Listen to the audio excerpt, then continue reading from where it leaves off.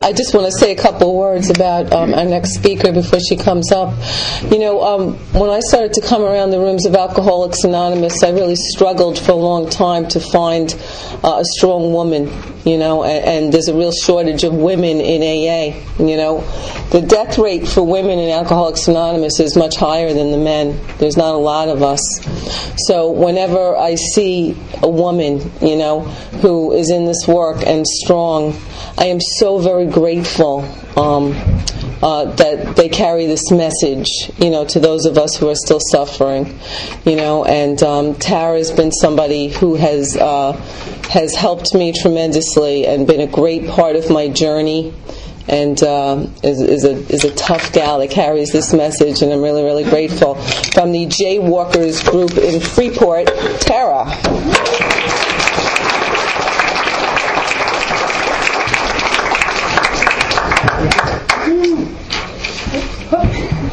Hi everybody, my name's Tara, and I'm an alcoholic. Hi, I want to thank the group for inviting me to speak, and I want to thank one of my friends who could probably get up here and tell my story, who's known me for 20 years and knows my story as good as me, and she showed up tonight anyway. Thank you.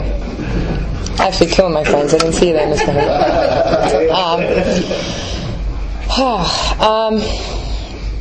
My story.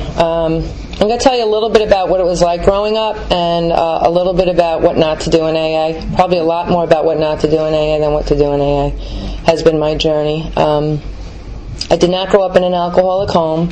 I did not see alcoholism. I grew up in a very nice home in Massapequa, two loving parents who gave me a great life. And you know, I know that there are people in here who didn't come from that type of place, and that's not what makes you an alcoholic. You know, where you come from isn't what makes you an alcoholic. I believe I was born an alcoholic. I believe I was born with this disease.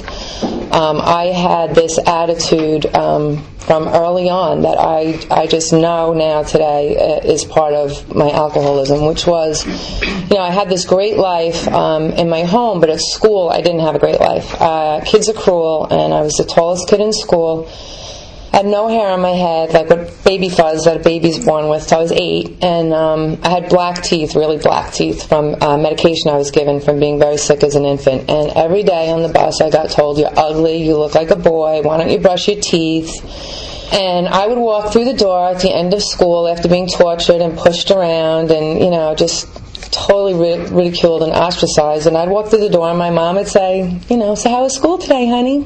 And I'd say, "Fine." That's not normal.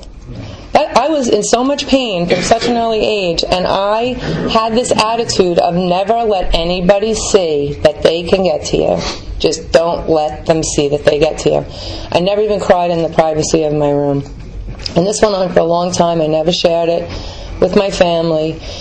One day on the bus, or somewhere around 4th grade, it was, you know, the usual, my books being thrown around, whatever, but somebody stuck gum in my head. And all I remember is seeing red, and the next thing I know I came to, and a couple of kids had like bloody noses, and everybody was backed up away from me, like she's crazy. And they never picked on me again. You might think mission accomplished, but I gotta tell you, getting picked on was better than being invisible. It was horrible. I never got invited to a party. I never got invited to play over, you know, the kids' house after school. I was alone on the playground. I thank God for books, because reading and books and music are the two things that gave me any kind of joy, but books was my big escape, and I read every waking moment that I was awake, even with my little flashlight under the covers when I was supposed to be sleeping. I wanted my world to go away, and I just escaped into books. I still love books today. So this continued until I was 12, 7th grade. I was in gym class, size order, no squad, and the most popular girl in school, the cheerleader, the petite one that all the boys loved, played the flute, you know, Miss Popularity, turned around to me and said, "Do you want to come over my house after school? A bunch of kids are coming over and we're going to drink beer and smoke pot." and I say this every time because it's the truth, if she would have said, a couple of us are going to go rob a bank after school, and we need a lookout, you want to be it, I would have been like, I'm there. And I have this, I call it the pick me, choose me, want me, that I still suffer from today, going back from then. Pick me, choose me, want me. Doesn't matter what it's for, just pick me, choose me, want me. And I will gladly sign up. So, I went over this girl's house, not having a clue what I was in for. I mean, I never even saw anybody drunk. Smoking pot, like, hello, I didn't know what was going to happen to me. I really didn't care. And I have to say that I really believe that alcohol saved my life. I really believe it. I don't say that to be dramatic.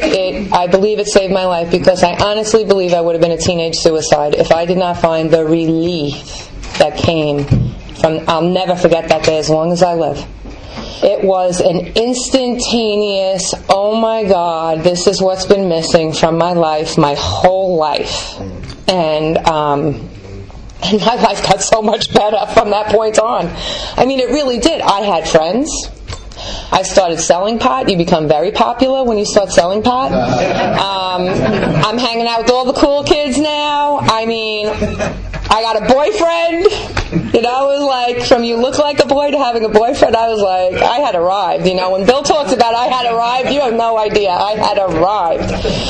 And I was loving my life. And there were consequences right from the get-go. Not major ones, but I went from being a straight A student to being a straight F student. I mean, that's a pretty drastic change. I was no longer interested in grades or school.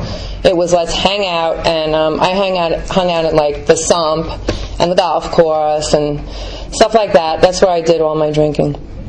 And so anyway, my first boyfriend, I ended up marrying him, and I only say that he was my first boyfriend that I met at 15. I married him when he was 18 and I was 19. And the significance to that little marriage was not the insanity of getting married at that age, because I look at kids that age now and I'm like, it should be illegal to get married to you, at least 30. I'm like, 18, how could anybody let us do this? Not that everybody in my family didn't try and talk us out of it.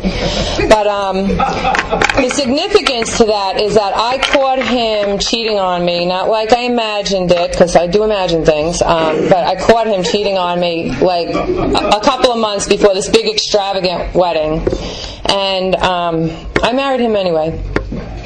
And it makes me sad to say that, at 19 and, thinking I had arrived, believing, I had it all going on, my real core belief was that if I didn't marry him, my life was over and there wasn't anybody else that was going to want me. So just suck it up, and this is as good as it's going to get. So that's how my marriage started off. And I moved to Long Beach, across the street from two bars, the Digs being one of them. I don't know if anybody know the Digs, but I love the Digs. And so I started going to bars for the first time in my life, because I had been drinking at Sumps, and Forts and the beach and the golf course, the woods. I had never been in a bar. Well, I found the Digs, and it's not any, I didn't go to the pretty clubs. There was like Channel 80 and all that stuff going on then, but that was for the beautiful people. Thank you very much. I didn't fit in there. I didn't belong there. You would never see me get dressed up and go clubbing. I mean, that just was not me. But throw some sawdust on the floor, put a jukebox in the corner, have it stink, be dark, dirty and dark, and I'm like, this is where I belong. And I loved it. And what I discovered at the Digs at 4 o'clock in the morning was that a lot of guys thought that you were attractive and wanted to get to know you better. And it was like, and what the hell did I marry this idiot for, So, needless to say, I proceeded to destroy that marriage, because now I found the bar life, and I took off and running with that. And, as a woman, alcoholic, I started to cross a lot of my own personal lines that I had set up for myself. I would never do that. Things I would judge other people for, I would never do that. All of a sudden, I'm doing it and justifying it, and then drawing another line in the sand and crossing that one. And as a woman, there was a lot of shame attached to a lot of the things that I did. In public, as a married woman, woman. Alcoholism brought me to a place of being an unfaithful wife, very much in the public eye in a very small Peyton Place town. I'm not proud of that. So anyway, that marriage ended, and boy, was I thinking I was having the time of my life, because now there was nobody to watch me, nobody could control me. I had my own apartment in Long Beach, and I knew when it was ladies' night all over the island, every night of the week I drank for free. And as far as I was concerned, as long as I was hitting that train and getting to work in the morning, 3 days out of 5 of the week, I was good. It was, I would miss, Mondays, but then it started being Fridays and Mondays, and I took advantage and of a job and got paid for hours that I just wasn't there and wasn't responsible. These are just results of my alcoholism. I used to get on the train to go to work. They had smoking cars back then. I would just sit there and smoke on the train, get high on the train, go out for liquid lunch, come back bombed, stumble off the train. I don't know when I crossed whatever line it was, but I do know it went from a point where it was something that I decided to do, like I want to go out and have fun, to it no longer became a choice. And it stopped being fun. And that's when it started getting a little scary, because I was saying, I'm not going to do this tonight, and I would end up doing it, and I started losing control over what I was doing, and it got pretty crazy. I couldn't do the most simplest things without having something in me, It got to the point, forget about the supermarket. I think somebody else said a story about the supermarket. But, I go to the supermarket because I needed food, and, the lights were too bright, and there were too many people, and I'm just, I would abandon my cart, all right, tried it, who needs food, It would just be, like little things like that, were, overwhelming to me. And, I knew it was kind of getting a little crazy when I had a drink to go across the street to drink. Just to get out of the house to go across the street to drink, I had a drink, So it stopped being fun, and I started getting suicidal. It really wasn't fun. I tried to convince myself I was having fun, but it wasn't. And I was praying to a God I really didn't think I believed in every night. Just please don't let me wake up tomorrow. Please just let this be over. I was okay with that. I was really okay with that. And, I don't know if anybody else had this feeling of waking up in the morning, opening your eyes, and just being like, oh my God, I have to do this again. It was just the worst feeling in the world. It was just too hard. Life was just too hard. So, I was in another bar in Long Beach, the Sandbar, and feeling very hopeless and very dramatic and very life sucks, and you guys are all a bunch of idiots, and some guy just happened to pull up the bar stool next to me, and I filled him in on my tales of woe, and he said, oh, no, it doesn't. I'm going to prove to you different. Life can be great. Well, I married him 6 months later. And, here we go again. But luckily, he ended up in a rehab. And this was, my sober date's August 24th, 1986. So back then, I didn't know anybody who went into rehab. I didn't know about rehabs. I didn't know about AA. I didn't know anything about any of this stuff. But he went to a rehab in Minnesota. And I was 3 months pregnant at the time. And I went out there for Family Week to learn about alcoholism and how it could be a supportive wife and, help him with his problem. Because clearly he had a problem. And they recommended that I go to Al-Anon, and I came home and I went to Al-Anon meetings, and I wasn't getting it. I wasn't really identifying. So I like to say that, people say you really have to want this to get it, and I don't believe you have to want it to get the gift of recovery. I really don't believe a lot of us want it that get it. I believe you have to want it to keep it, but I don't believe we have to want it to get it. And God will use whatever He can use to get us here. And for me, I did not even think I was an alcoholic. I had no clue I had a problem, but my biggest problem then and probably for the rest of my life will always be my insecurity and my jealousy based on just my life experience, And what got me into my first AA meeting was I was going to check out the women who were going to steal my husband away from me. Now, when I told my story for the first 2 or 3 years in AA, story, it went something like this. And being that I wanted to be a supportive wife, I came to learn more about alcoholism so I could help my husband better. Total lie. But I believed it. It wasn't until I cleared up a little bit that I'm like, I am so full of crap. I came here because I want to check out the women. I was totally threatened because they're going to understand him in a way I possibly can't, because I don't know anything about what he's going through. I don't have an alcohol problem. So, needless to say, I would go around the room and we would share, and I would, they'd call on me and I'd say, hi, my name's Tara, I'm a concerned person. And they'd all chuckle, because in the rehab, that's what you were. You were a concerned person, and I never said I was an alcoholic for a long time. And then I started really liking the meetings. I was hearing people talking about stuff that was in my head. People actually were talking about things, and people were talking about actually not drinking. And I saw, people having fun and making friends and doing things, and I liked it. So I asked the group if they would take a group conscious to see if I could come to the closed AA meetings, even though I wasn't an alcoholic like you people. But I really felt better when I came to the meetings. So would it be all right with you if I kind of sat in on the closed meetings? I know it's kind of like a secret society on those days, but would you? And they're like, honey, here's a meeting list. Go to any meeting you want, any day of the week. I'm sure they'll love to have you. I'm like, you're sure it's not? I don't want to be the exception to the rule, I know I don't really belong. And they're like, just come. And that began my journey, and what happened to me, and I think it happens for a lot of us if we're lucky, is one day you hear your story. You hear your story from beginning to end. And I was at a meeting in Oceanside, and this girl, and I was really new, and this girl got up, and she is telling my story, everything, even reading the books, everything.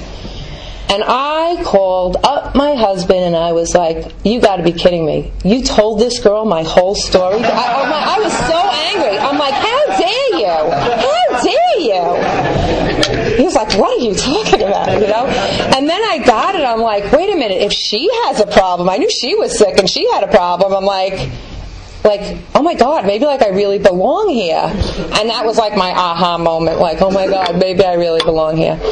And trust me, I was delusional for, I can't even tell you how many years in AA, totally delusional. They don't talk about us being in denial in the big book, they talk about us being delusional. Denial, I kind of know what's going on, I just don't want to look at it. I don't want to own up to it, but I know it's in there somewhere. Delusional, you don't have a clue. And I was clueless for a very, very long time. And I have to say that I absolutely, with all my heart and soul, love the fellowship of Alcoholics Anonymous with all my heart and soul. You will never hear me bash the fellowship of Alcoholics Anonymous, because the fellowship of Alcoholics Anonymous saved my life. They kept saying, let us love you until you can learn to love yourself. My self-esteem was so low. I remember when I came into a meeting and somebody said, hi, Tara, the fact that they remembered my name, that I wasn't invisible, that when I share something and 2 days later I'd see somebody in the meeting, how'd that work out with your mom? People paid attention. When people said, how you doing today, they actually hung around to listen. I was like, what a concept, It really, the people, and I have friends that I have been friends with for over 20 years. Lifelong friends. But you'll never hear me bash Fellowship of Alcoholics Anonymous. But if you're trying to survive, you're an alcoholic like I am, and you're trying to survive on the Fellowship of Alcoholics Anonymous, if you don't come in here and alcohol does not bring you to your knees, I pray that your alcoholism does. To get you to the point where you're desperate to work the program of recovery that's outlined and not just find friends. I so needed you. I so needed the friends. I so needed a family. I needed you people to love me and care about me. But what I learned in the big book is that we're beyond human aid. And I was putting all my faith in you. And guess what? You're all humans. Every one of you. I'm beyond human aid. I don't care how many of you are in the room, unless you're an alien or something. Collectively, you're still a bunch of humans, And I found out that I was really beyond human aid, I really got that. When I truly got, how sick I was. And I can tell you that my life was a train wreck in AA. This is my journey. You told me to get a sponsor, I got a sponsor. You told me to go to meetings every day, I went to meetings every day. You told me to get a commitment, I got a commitment. You told me I had to sponsor people. Well, that was kind of scary, but I was sponsoring people. I was doing the best I can. I was loving on people the way people loved on me. I was giving you all the love I had to give, but I was not giving you the cure for alcoholism. I did all those things. I went on retreats. I went on international conventions. I went on sober club meds. I managed a sober nightclub. I was throwing myself in AA like you can't imagine, and I wasn't doing AA. I did everything but AA. And what happened is I became suicidal doing all that. First time I became suicidal, my friends pretty much scooped me up, took me to a doctor, and he's like, "Here, you need medication." I'm like, "Oh, okay." I didn't need medication. I needed a program of recovery. The second time I became suicidal, it was really, really bad. And it was really bad. I'll never forget it. I had a newborn baby, and she was probably the only thing that sparked any sort of feeling of love in my heart at that time. I was so far removed. I was so sick of my alcoholism and so far removed from anything good at that point. And my plan was, we had a tiled bathroom with a glass shower door, and I was going to kill myself in the bathroom because it would be easy to clean up. No mess. Just shoot myself in the bathroom, go down the drain, wash it down. My daughter would have a new mom within 2 weeks. I was convinced of that because, remember, the jealous, insecure part did not go away. And, then this thought dawned on me, and I know it was God today. There's not a doubt in my mind. This thought came to me that if I used my husband's police revolver to kill myself, it was supposed to be locked up and secured, and he might lose his job, and he wouldn't be able to take care of my daughter, and I couldn't have that. So what did I do? I went to a meeting where I probably sounded like a spiritual giant the day before, mind you, and shared exactly that, only I was like twitching. And what did you people do? You scooped me up and loved me again. You scooped me up and you loved me, and you kept an eye on me, and you babysat me, and I needed all that love, and I needed all that love, and I needed all that love, but that love was not fixing me. It just wasn't fixing me. I self-destructed in so many areas without picking up a drink in my life. I almost lost my house to foreclosure. I wasn't paying my electric bill, and my electric was getting shut off, but I was buying a $300 pocketbook and telling you about it. What a deal. My friends were looking at me like I was insane, because I was. I had a baby at home, and my electricity's getting shut off because I needed something to fill that hole. I had this hole in my soul that I tried to fill with food. I was 100 pounds overweight. I tried to fill with things. If I just get this, it'll be better. If I just get that, it'll be better. If I just get straight A's, I'll be okay. No matter what it wasn't working. And what I've come to learn is that hole I have in my soul is a God-shaped hole, and only God can fill it. There is nothing else out there that can fill that hole. And I would die with that hole if I lived to be 110 if I did not fill it up with God. So I continued that insanity and suffering from untreated alcoholism, still involved, for 19 years. At year 17 was a pretty major turning point in my life. I had been married for 20 years to that man who went away to rehab. He was 17 years sober. I was 17 years sober. Had a 9-year-old daughter at the time. And I got to say, we went through a lot of rocky times, the two of us, in our relationship. It was, you put one alcoholic, put another one together. If you don't have God in the middle, good luck. That's all I got to say. Good luck to you. Don't even bother saying I do if he ain't in the middle, as far as I'm concerned. You don't stand a chance in hell.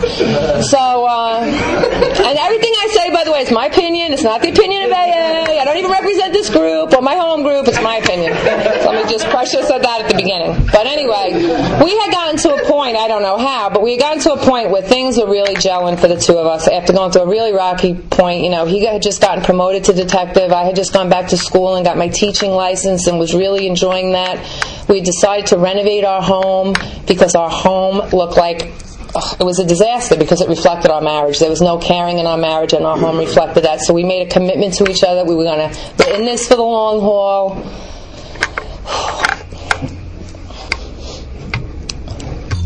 Doesn't happen to us anymore. So anyway, I was at work, back to school night, in an inner city school, trying to give back to the community, loving life, and he went swimming during a hurricane and drowned. So like that, everything was very different. And the significance to that story isn't even that I didn't drink for me, because God just protected me so much. When I was in the emergency room on the floor, like in this fetal position with this guttural moaning coming out of me, I never felt closer to God in my life. It's like I was in the most pain I was ever in, and I just felt God holding me. And I heard it. You're going to be okay, Tara. You're going to get through this. AA, I'm going to be here for you. AA is going to be here for you. You're going to be all right. And I believed it. But the significance of the story is really, to me, that you don't have to go through anything alone in AA. Nothing.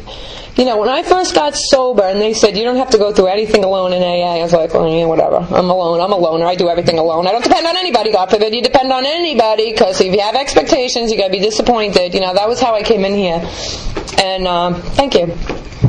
But what happened was, I remember sharing when I was newly sober that I had to go to the Department of Motor Vehicles. And how do you do that sober? I mean, back in the day, no, you don't understand. For all you young people here who get to go take a number and sit on a bench and be comfortable and go out and have a cigarette and come back in and check your number, it wasn't like that 29. You waited on a line for 3 hours. You got up to the window and they said, sorry, you should be on that line. Okay? So there was no way I was doing this sober. There was just no way. I mean, let's just pack it in right now. And I remember these two women, that I didn't even know, said, honey, we're not working today. We'll go to motor vehicles with you. And I was like, who are these people? But they went, and I stayed sober. And the significance of that is that, I've always had a sponsor in my life. I had a sponsor for pretty close to 20 years. And I had women in my life that are like family. And what was significant about going through that experience for me was I couldn't go to the bar without having a drink. I couldn't go food shopping without having a drink. I couldn't get on the train to go to work without having a drink. But yet I had to go find my 9-year-old daughter and tell her that her dad died without a drink.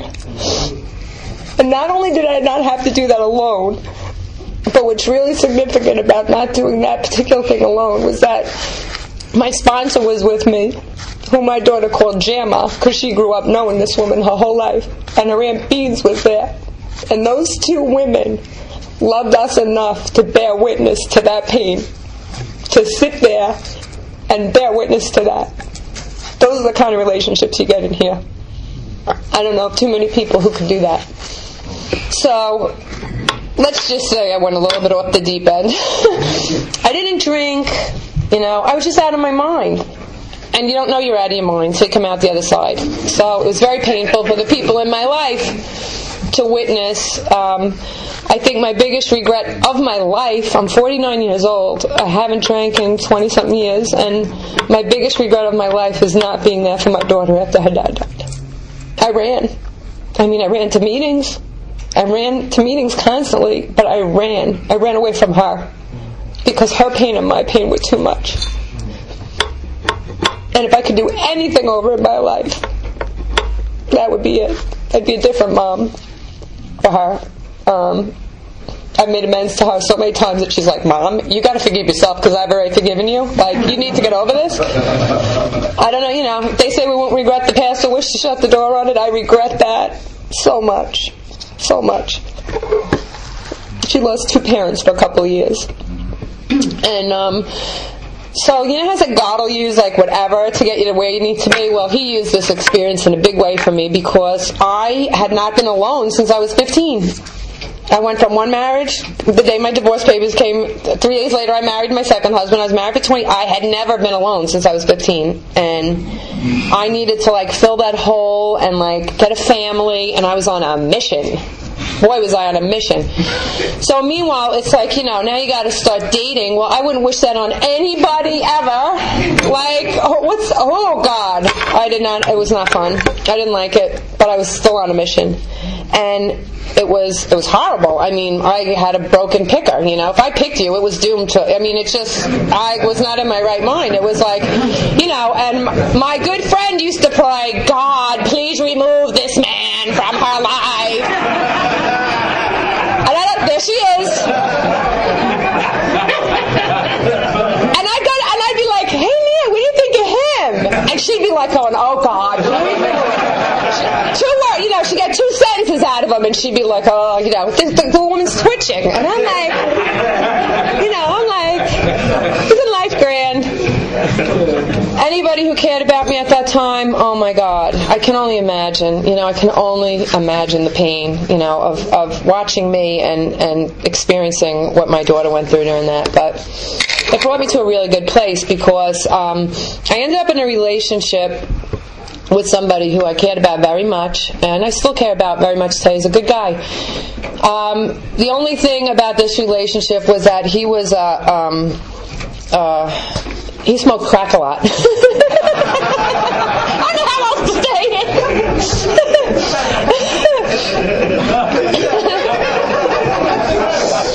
I'm like, what's a nice way to say this?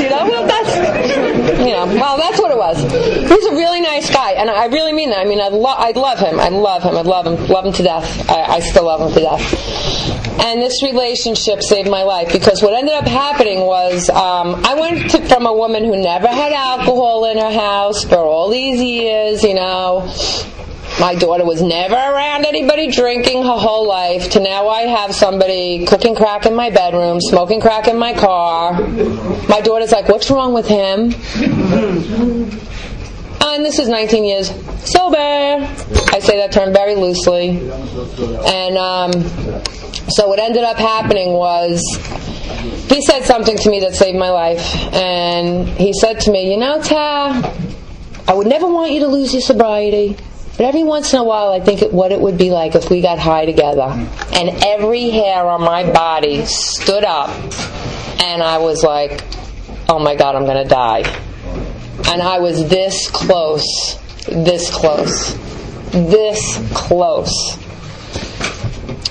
I had met a woman at a Fellowship of the Spirit conference. She lived in Virginia.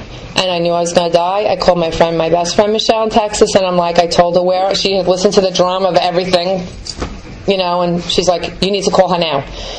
Get on the house phone while I'm on the cell phone, call her now and say you need help. Call her now. And I called this woman and I said, I need help, I'm going to die.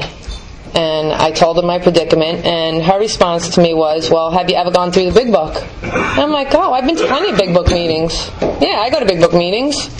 I didn't know what she was talking about. So I was like, yeah, So she goes, no, have you ever, read the first 164 pages of the Big Book? I'm like, I'm sure I have over the past 19 years. I've gotten through the first 164 pages one way or another. I didn't get it. And she goes, Tara, she goes, we need to do this work together. And I'm like, do this work together? And this woman, I'll be forever grateful, from Virginia, she had me call her every Monday, Wednesday, and Friday morning at 6 o'clock in the morning. Before she started her day, her busy day, she got up at 6 o'clock in the morning and read to me for an hour until we got through that book. And we didn't study it. I did a Big Book experience meeting here. I said, this is not a study. I'm not here to study the book. I want to experience the book. Because you can know every single word in there, you can quote it chapter and verse, and you can go out that door and drink. Because until you've experienced what that book has to offer, it's just a book, And I will be forever grateful to this woman. I had an experience. I truly understood that I was mentally ill. Oh my God. And that was not fun. I knew I was crazy before. Okay, I'm a little nuts, make some bad choices, some really bad choices sometimes. But I got oh my God, I am mentally different than normal people. I am mentally different. And when I got that I was really beyond human aid, because I kept thinking, if I find the right therapist, they'll fix me. If I find the right sponsor, she'll fix me. It was always if I found this right person. If I find the right church, I was going around, all right, this church would work for a while, and then all right, I'll go to this church for a while. I had to find the perfect thing, the perfect person, and there is no perfect person. the way I like to look at Beyond Human Aid, very simply, because I'm a visual person, is, if you're a parent or if you have a niece or nephew and, you're crossing the highway with this little kid that you love more than anything in the world, and a bus is coming, man, you are throwing that kid out of the way and you are throwing yourself under the bus for that kid without thinking about it. Instinct. Love that kid. Would die for that kid. Die for that kid. But when that same kid says, Mommy, please don't drink tonight. Mommy, please don't show up at school drunk. Mommy, please don't embarrass me tonight. The alcohol wins.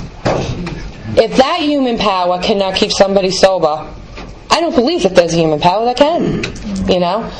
So when I got that, it was like, oh wow, all right, I got to find this power. Now, I had believed in God at this point, I had believed in God. I had come a long way in my spiritual journey, but you can believe in God, but not trust God. And that's where I was at. I believed in the existence of God, but I didn't trust God with much of anything, But when I got to this point, when I realized that I had this physical allergy, I knew if I picked up, I was gone. And I'm going to tell my quick little story about the physical allergy that I got, immediately. This is so funny. I used to go to this place with my sponsor, who had 13 years at the time when I was newly sober, and her friend, and we went to this place, the Left Bank, and got a Left Bank salad. And the three of us would show up and get this salad. Now, it was a terrific salad. It had peanuts and raisins and cheese and lettuce. What else was in there, Mia? Apples. And it came with this honey mustard dressing that they would drizzle, a little drizzle on top of the salad. So the three of us went and ordered this, and we were like, this is the best damn salad I've ever had in my life. Well, now we were getting our own individual salad dressing on the side, and then by 2 weeks into it, we were getting our own gravy boat pictures each of honey mustard dressing on the side. And when they wouldn't go out to lunch with me, I was getting it to go with 6 things of honey mustard dressing on the side. Miriam shows up at the table, blows the whole deal, and says, you guys know, that's made with beer, right? And I was like, you're kidding me. That did not click until I went through the work with this woman, and she talked about the physical allergy, that our body is different and it actually craves it. I was pouring that salad dressing, taking a few bites. Oop, there's room for more. Pouring some more. Oop, there's room for more. Gravy boats. Can you imagine 3 women sitting there with gravy boats of dressing? Physical allergy. I got it. Get it. I didn't even know there was beer in there, but my body knew there was beer in there. My body said, give me more of that dressing. I'm surprised I wasn't drinking it straight up. I probably would have gotten there because I believe in the progression of this disease as well. Forget the mouthwash and the Listerine. Go for the Left Bank salad dressing. It's really tasty. So I got that part when we went through the book. And that oh my God. A sick mind can't heal a sick mind. Okay, so I can't fix myself, and not one human being can fix me. Oh my God, that was the worst, most devastating bit of news. If you don't feel horrible when you find that out about yourself, you haven't found it out about yourself, trust me. Because it's just devastating. It's like, oh my God, oh my God. Oh my God, exactly. So then I had to find this power greater than myself.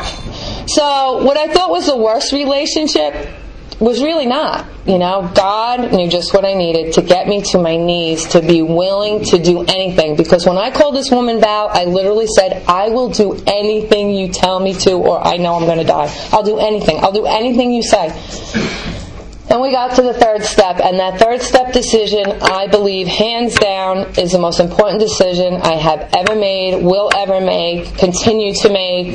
It's everything. It's everything. My, relationship with God up until that point was I would give God pieces of my life. When I really played all my cards out, like when they were going to take my house away, I became willing to say, God, can you help me with my finances? I'll go to DA. Okay. Like when, that it would have to be like everything I let go of had claw marks on it. It was like I would give God the peace that I could not manage after everything I tried failed. And it used to feel like, okay, I'm going to trust God with this little piece, and it would feel like, I say, it's like jumping out of an airplane and hoping that when I pull the ripcord, the parachute, God is going to open up and do what I think He should do. That was where I was at up until then, This, turning my whole life, my whole will over to the care of God, felt like, I'll never forget when I did it. I'm on the phone with her in Virginia. I'm in a ball on the floor. I can barely get the words out because I got it. It was all of me. All of me. I no longer have a say. And that felt like jumping out of an airplane without a parachute. It was like, okay, I'll never forget it. It's like, here I come, God. I know you're going to catch me. And I no longer have a say in my life. Because every time I try and run my life, I'm a train wreck. Every time. Every time I try and run my life, my best thinking, and I'm pretty smart. There's a part in somewhere where it says we're like sure that our intelligence, backed by our willpower, can rightly control our lives. I was like, I'm smart and I am so willful, and I can do this. I know I can, and I never could. I'd be beaten up and bloody, and then I go, all right, God, I'll give you this little piece. But this was something entirely different. Turning my will and my life over to the care of God. And it was like a commitment I made, because it says, think well before taking this step. Think well. Let me tell you, think well, because your life will never be the same. It's no longer yours. It's not about you. We come in here, it's all about us, selfish and self-centered and all that. But it says we will bear witness. We will bear witness. God, if you can restore me to sanity, I am going to let everybody know that this isn't about me. I didn't do anything right except surrender. And turn to that power. And I will bear witness. And I will spend every day telling anybody who wants to hear, and even people who don't want to hear. My license plate says let them. I have civilians asking me every day, what does that mean? I get to talk about God and the power of God in my life. That if I let Him run my life, it's amazing. And if I try and run my life, it's a train wreck. So it's as simple as that. So how do you know if you took the third step? She told me, get a piece of paper right now, pick up a pen, and we're going to start writing. How people say, what step you on? Oh, I'm in my third step. I don't get that. How are you in your third step? What I came to understand was I just turned my life, my will, everything over to this power, and there was a whole bunch of crap standing in between me and that power. Well, if I want that power to run my life, I don't want anything between me and that power. I want a clear pipe, man. I don't want it blocked up with 40-something years of crap. So I was excited about doing the fourth step. I was like, bring it on, let me know, let me see. And the funny thing about the fourth step is I thought it was about getting to know me better. And I got to see some things clearly, but it was really about getting to know God better. It really was. And it was an awesome experience. When I got to the fifth step, if this woman would have said to me, okay, Tara, I want you to put on your most comfortable sneakers and start walking to Virginia so you can do your fifth step, I would have been out shopping for the best, most comfortable sneakers, probably, knowing me. They would have been very special sneakers, but you bet your ass I would have been walking to Virginia, because I was that willing. I swear, I could take a lie detector test right now. I would have walked my ass to Virginia. I really wanted this so bad. Thank God, I finally got to that point.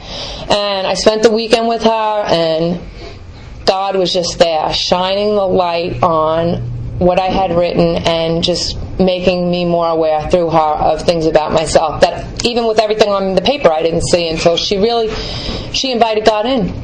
She invited God in, and God was there with us. It was wonderful. And then she told me to go upstairs, to her room, to her son's room, and the instructions say, we go and we sit for an hour and we review what we did. And that hour saved the last 10 minutes of that hour saved my life, because my experience with that was, I really believed that this wasn't going to work for me. I have to say, I was hoping it would, but I really didn't believe it would. So my attitude was, and when we started this together, I said, I'm going to cross every T and dot every I, and if this don't work, I'm going to every AA meeting with that book in my hand and saying, this is full of shit. I did everything word for word. So when she said go up for an hour, I went up for an hour and I looked at the clock on her son's nightstand, and I was like, okay. Because I wasn't going to be an hour and 1 minute. I wasn't going to be 59 minutes. It said an hour, I'm doing an hour. This woman, I'm telling you, God spoke through her that day, because of course she knew all about this relationship. She knew it brought me to my knees. She knew it brought me to Virginia. She knew. And she turned to me and she said, now honey, I just want to say something to you. I know that there's one thing that you might not be willing to let go of, which was that relationship. And I'm going, here we go. And she's like, that's okay if you don't want to. I'm going to love you anyway. I'm here to love you and support you, and this is your journey. And if you don't want to let go of that, that's okay with me. I just want you to know that before you go upstairs. And I was like, yes, I'm free to go back and do what I want to do. I just got permission, got the stamp of approval. Then she says, but I just want you to, and I'm like, here it comes. She goes, just see where it says over here that there's something that you're not willing to let go of, to pray for the willingness. So just keep that, tuck that in your hat, when you go upstairs. I'm like, I'm off the hook. So I go upstairs, I look at the clock, I'm reviewing, I'm doing everything it says to do. I'm good to go, I'm thorough, I'm honest, no rock left unturned. And I look at the clock and I got 10 minutes left to go. 10 minutes left to go. What the hell am I going to do for 10 minutes? And just like God said to me, you use that gun, he might lose his job. God said to me, through this woman, pray for the willingness. I got on my knees. I talked to God and I said, God, I'm not willing to let go of this. He's the one. And I really cared about him, and he really is a good guy. My daughter loved him. I don't want to let go of this. I want him to get sober. If he would just get sober, I'd have a happy life. If he would just get sober, I know everything would be great. But God, if you're telling me that I have to let go of this to be close to you and to be of maximum service to you and those about me, I am willing. I'm willing. And what happened in that 10 minutes saved my life, because when my husband died, I didn't have any of his voicemails saved on my phone, so I didn't have his voice on anything. Now this guy I knew was going to die, pretty much, someday, probably soon. So when he left me like a cute little voicemail, I saved it, so that when he died, I'd have the voicemails. But when I got on my knees and I said this prayer to God to help me to be willing, I grabbed the phone off the nightstand and, hey baby, erase. Hey Ta, erase. I didn't even have to listen to them one more time for drama's sake. It was gone. God removed it from my heart. Not the caring for this person, but the need to have this person fill that hole. God had already filled that space because I was willing. I believe that 10 minutes saved my life. Because if I was not willing to do that, I would have come home and I would have smoked crack.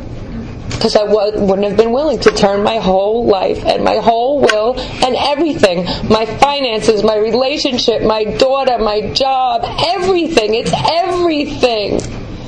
And I was willing because of what she said, because of what the book said. Every word in that book is so divinely inspired. You put it all together, it's like it says exactly what you need to hear to get you to where you need to be free. So then I made my list of all persons harmed, became willing to make amends to them all. It says in the book, we made the list when we did our 4-step. I want to say, I wish that was my only list for my 4-step, because there were a lot of people I had no resentment against whatsoever that I stole from, I cheated on. They didn't make my resentment list, but I still owed them an amends. I wasn't pissed off at my bosses that let me get away with working 3 days a week, but I still owe them an amends for the time I robbed from them. So I wish it could have just been my 4-step list, but that was a starting point. It was a good starting point. Alright, so making direct amends to such people wherever possible, except when to do some with them would injure them or others. I'm going to tell you two of my favorite stories with amends. One was an amends that was made to me, and one was an amends that I did not make. See, I thought making an amends was that I was going to get free. I'm going to feel better because I'm going to tell you I'm sorry. Now I can hold my head up high and I'm good to go. It's not it at all. We make amends to people so we set them free. And I actually had my first amends made to me before I even knew what the hell was going on. I got sober in August, and it was January, and I was going to a sober dance. And I told you that my first husband cheated on me, and I caught him, so we know who it is. And I used to pray to a God that I really didn't believe in. Please don't ever let this woman be on the road crossing the street because I will mow her down. I blamed her for the destruction of my marriage. I blamed her for everything. I had hatred running through my veins for this girl for years after my marriage was over. And I used to say, if I see her on the street, I'm going to jail. It's done. I'm just mowing her down. That's how much I hated her. So I walk into this nightclub, August, September, October, November, 5 months sober, and this beautiful woman comes up to me, and she's like, oh my God, Tara, I can't believe it's you. I'm like, who is this person? And she said, you're my last amends. I never thought I'd get to make amends to you. And I'm like, who are you? And she said her name, and I realized who she was. And she just looked at me with all the sincerity and said, I am so sorry for hurting you. I am so sorry for what I did. She was 2 years younger than me, and she was already sober 5 years. She got sober as a teenager, and she's still sober today. And she hugged me. Now, I had to leave because I was a little freaked out. But I will tell you, in the moment of that hug, in the moment of her sincere amends, and in that hug, all that hatred I had been walking around with was gone. See, I don't know what she got out of it, but she set me free. Because I was walking around with hatred in my heart. And it was gone because she made amends to me. Turns out I ran into her at an international convention years later, and I actually ended up sponsoring that woman. So I went from wanting to kill her to sponsoring her. That's one of my favorite amends stories. Yeah, my most recent amends story is one that I didn't make, and I need to share this because it's about setting other people free. And I have an Aunt Roseanne who I love very much, and she never had children, and I was like the daughter she never had. And I was very close to her, and I hurt her very badly. And she retaliated, and I couldn't get over what she did to me. So she ended up dying. Now, this is a woman I could have walked to her house to make an amends. That's how close she lived to me. So it wasn't a matter of tracking her down, getting on a plane, no obstacles. She was right there, knew how to do it, knew she was getting sick, but didn't do it. Didn't do it. She didn't show up at my husband's funeral, and I didn't forgive her for that. She ended up dying. She was very wealthy. And I got cut out of the will. My brother didn't get cut out of the will. My cousins didn't get cut out of the will. I'm the only one who got cut out of the will. Talking a lot of money. My first response was, oh shit, I knew I should have. If I would have made the amends to her, I would have gotten the money. I'm not going to lie. First thought that popped into my head when I found out I was cut out was, that was almost immediately replaced. I'm not talking I had to go pray on it. I didn't have to meditate on it. I didn't have to call my sponsor and talk about it intuitively. No. That thought was immediately replaced by, oh my God, how much I must have hurt that woman to put her in that position to do that. And I never set her free the way I've been set free. How selfish. That I didn't set her free before she died. That she had to take that action. How that had to hurt her. So, the other thing about amends is a lot of times there's amends, and I heard somebody here at a meeting, and they gave a couple of great examples about amends that you think that that part, I don't mind so much making the amends. The part I don't like is there anything else that I did to hurt you that I don't know about? That's the part I don't like. Because you never know what the hell's going to happen with that one, right? So, one guy shared, I heard two different stories about that, and I haven't had an experience about that, but these two stories really opened up my eyes to the importance of saying that to people. The importance to saying that.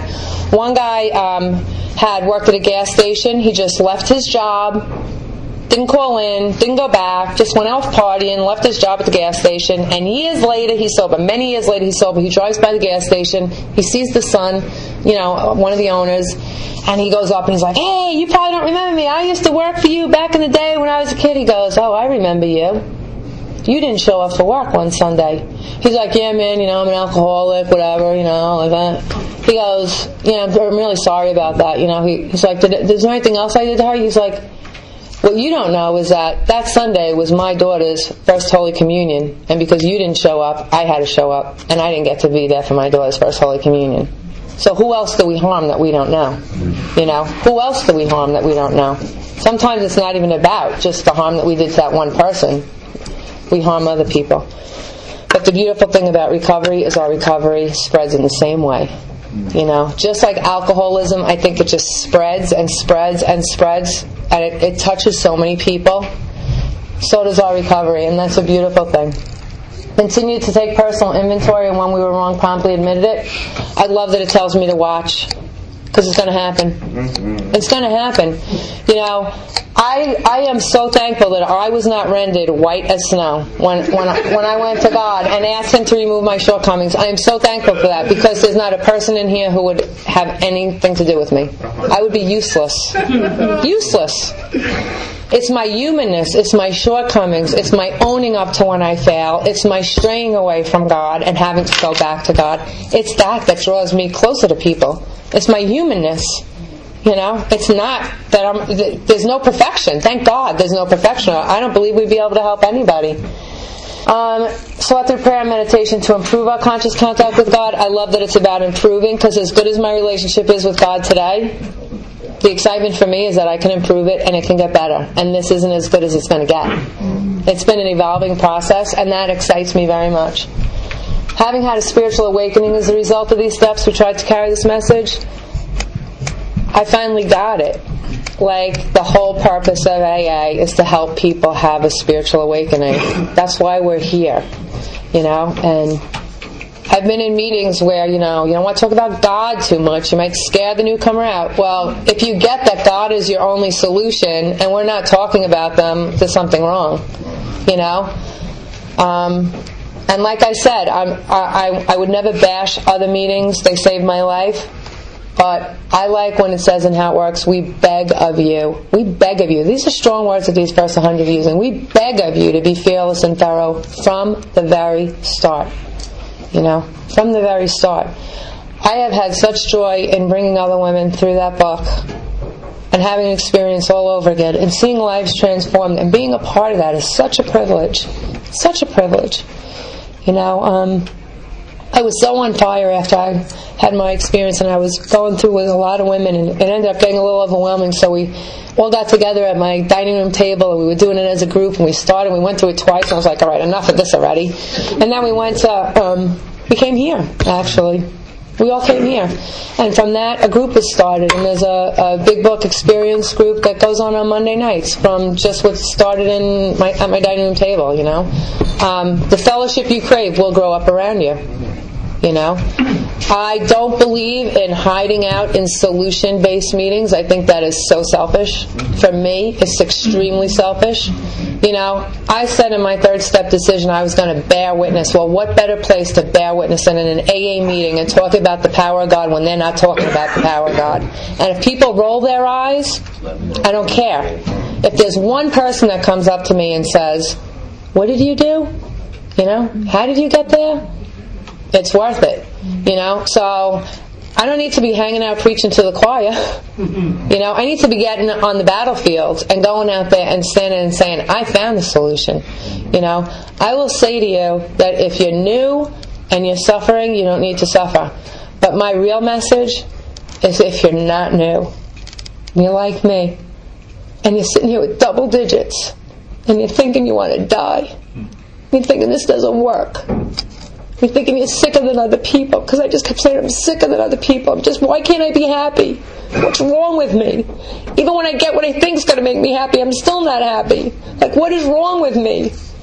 If you're one of those people, do it. Just do it. It works. It truly works. I had so much self-pity when I said, oh my God, if I would have done this 19 years ago, where would my life be today? Where would my life be today? And God answers me like that. No matter how far down the scale we've gone, we'll see how our experience can benefit others. I have more women with time coming up and asking me, can you help me, than newcomers. Going, I want to be free. Because you know what? I still have my challenges. I'm not perfect. Fear can creep in. Insecurity can creep in.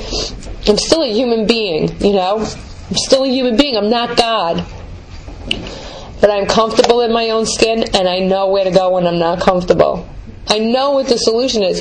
Guess what? I'm the problem, and God's the solution, and we're both residing in the same place. How cool is that? I'm walking around with the problem and the solution everywhere I go.